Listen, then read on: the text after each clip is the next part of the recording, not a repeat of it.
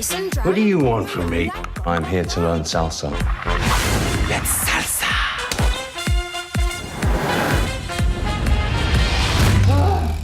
It's slightly different from what you've been doing recently. What really drew you to Cuban Fury? The comedy, Nick, the director, and the script.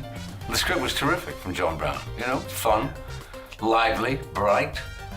James Griffith did a great job. They got a great cast together, and it was a pleasure to do. I mean, when did we make it?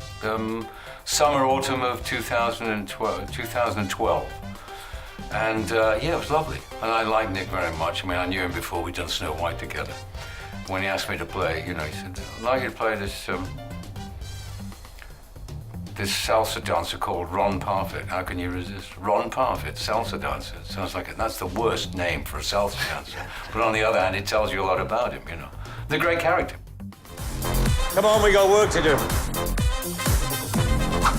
Legs of a stallion, arms of an eagle. I said an eagle, not a flipping heron.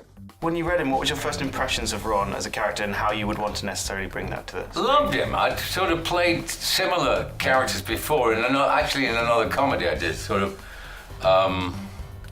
in Hot Rod, which was a very funny movie I did about 8 years ago. But it was a similar one of those sort of, you know, a tough exterior with a little soft underneath eventually character who, you know, goes his own way. And as Ron's, I mean, the great thing, as Ron says late in the film to Nick's character, you know, if you're a dancer, mate, get used to it. You're going to get the piss taken out of you forever.